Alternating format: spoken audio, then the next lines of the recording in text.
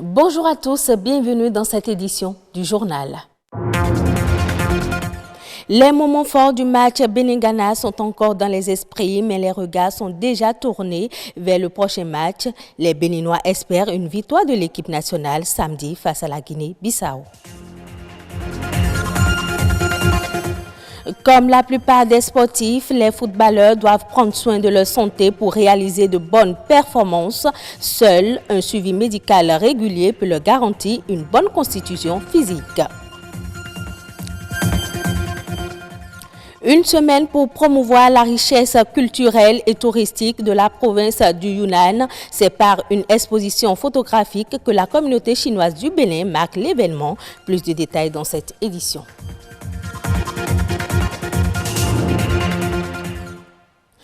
Au lendemain du match Ghana-Bénin, les moments forts sont encore vivaces dans les esprits.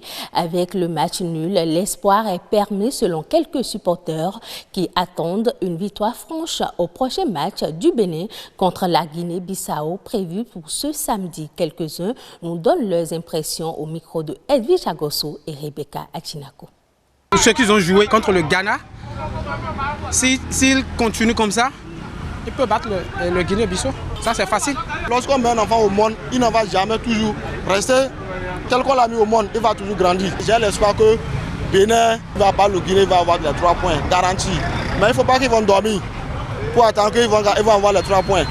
Ils n'ont qu'à être en éveil. Ce que je vais leur demander est que l'entraîneur puisse soigner un peu la défense. La défense est un peu perméable. Au deuxième match, il peut tenter d'enlier Saturnin à Lagbé. Là, ce serait bon, parce que les balles terrestres, Saturnin à Lagbé arrivent à s'en sortir. Notre capitaine, notre meilleur joueur, c'est ce qu'on va jouer contre Guinée. Nous les soutenions de faire plus d'efforts pour que le samedi prochain, face au Guinée, on peut faire mieux par rapport à cela. Samedi prochain, avec l'équipe de la Guinée, il faut qu'on rapporte les 3 points. C'est notre souhait. Le peuple béninois, le Dieu qui a créé le ciel et la terre, est derrière eux. Je sais que ce match-là, tout le peuple béninois est derrière vous. Et nous savons que vous allez gagner ce match. Parce que nous sommes sur la terre de Béanzin.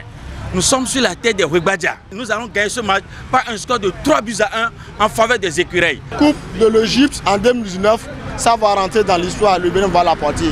Et j'ai l'espoir. Et pour pratiquer le sport, il faut être en bonne santé. La santé des sportifs pratiquant le football associe prévention, bonne technique, bon équipement et respect des règles. Malgré ces garde-fous, il est toujours possible de se blesser lors d'un match. Pour maximiser ses chances et être au top de sa performance, le footballeur doit suivre des examens médicaux réguliers. Sylvestre Aïvodji, médecin sportif, nous en dit plus au micro de Judith Tossa et César Achali.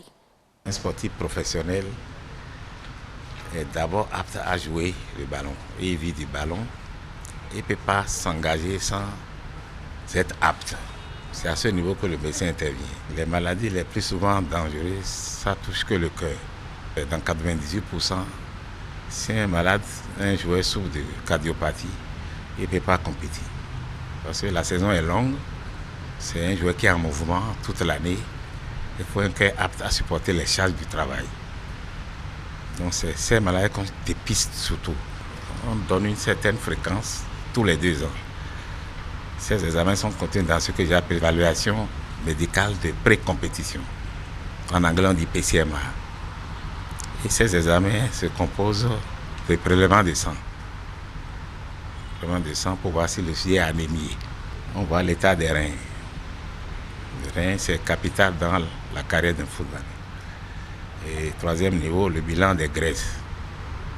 Un joueur qui a du cholestérol élevé, des acides gras élevés, peut voir ses artères bouchées et faire une crise cardiaque sur le terrain.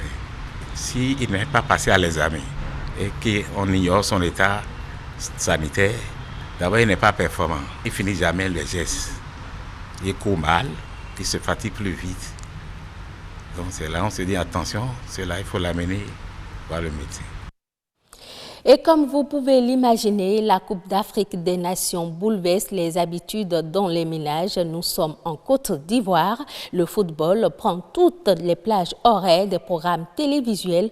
Dans cette ambiance footballistique, à qui revient la télécommande à la maison? Les enfants, madame ou monsieur? Découvrons-le dans ce reportage de notre confrère Godefroy Okambawa de la RTI.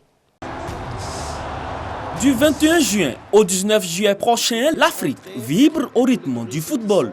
Une période qui vient bousculer le programme quotidien sur nos chaînes de télévision. C'est également le cas dans de nombreuses familles. À l'ère du numérique, pas de téléviseur sans commande. La question qui se pose, qui aura le contrôle devant le petit écran au cours de cette Coupe d'Afrique de football? C'est les garçons, pour le moment. On ne peut pas prendre en l'air là. Si on prend avec eux, ils vont se fâcher contre nous. Donc, on va les donner à aller là. On sera obligé de gérer la télécommande parce qu'on sait bien qu'avec la CAN, dans une maison, il y a toujours des femmes. Voilà, pour regarder quelques chaînes. Arrivé à un moment donné, il faut faire un sacrifice. Là, il s'agit du plaisir de monsieur et de mon enfant. Donc, je suis obligé de faire avec. Les films, je peux regarder après les matchs.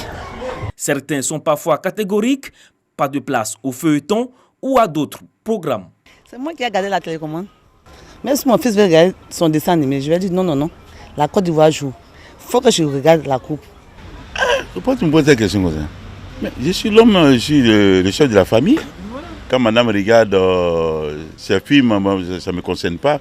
Mais quand il y a le match, vraiment il dit madame, écoutez, il ne dit rien, excusez-moi. Quand il y a les nouvelles, moi je ne parle pas. Donc quand le match commence, comme j'ai autorité sur la télévision, c'est moi qui ai payé ma chaîne. On me donne la télécommande de facto. Hein?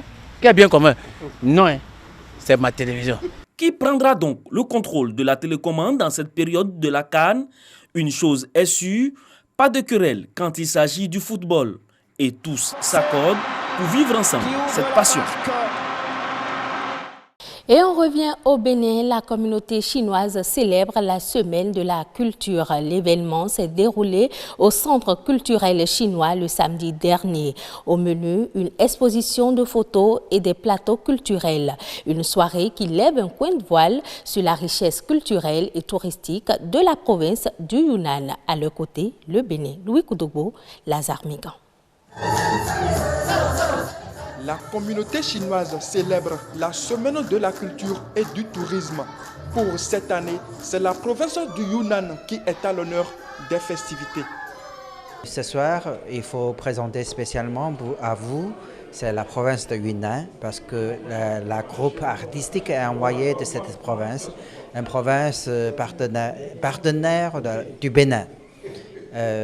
Cette province est renommée par son tourisme et aussi par sa culture très variée. Cette exposition photo dénommée à la découverte du Yunnan multicolore est une sélection de 30 photos qui mettent en valeur la beauté de son écologie et sa diversité ethnique.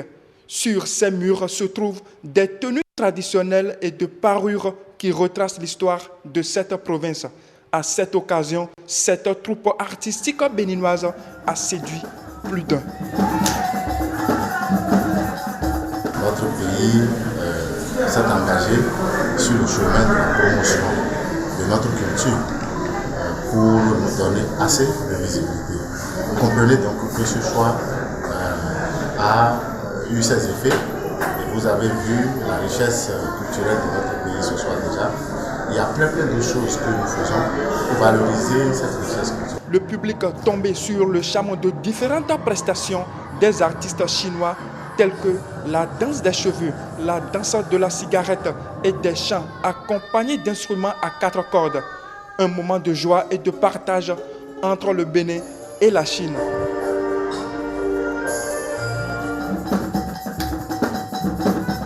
On a vu la synergie qu'il peut y avoir entre la Chine et le Bénin. Il y a beaucoup de similitudes. On a des cultures qui se côtoient. Nous avons un complément à faire l'un vers l'autre. Et je pense que c'est une belle histoire qui démarre là. C'est une belle page qui s'écrit. En termes de tourisme, je suis persuadé que nous allons avoir tous les outils pour attirer le maximum de Chinois de cette province de Yunnan pour venir découvrir nos trésors que nous avons ici, de la même façon que nous découvrons déjà les leurs. En Chine, La province du Yunnan se singularise par sa riche culture historique qui se renforce au cours des générations. En nouvelle brève, la Bourse régionale des valeurs mobilières a présenté la 3e cohorte d'entreprises de son programme Elite BRVM Lounge.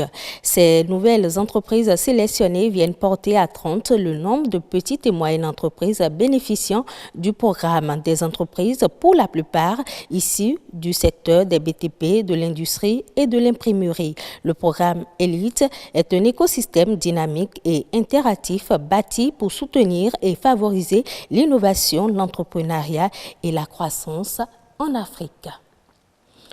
En Côte d'Ivoire, le gouvernement fait le pari d'un regain d'intérêt de la culture du cacao chez la jeunesse grâce au prix minimum de 2 600 $ la tonne, soit environ 1 600 000 francs CFA. D'après l'autorité en charge du commerce, la moyenne d'âge des producteurs tourne actuellement autour de 50 ans en raison de la préférence des jeunes exploitants pour les cultures de spéculation plus rentables comme l'anacade, le coton et le palmier à huile.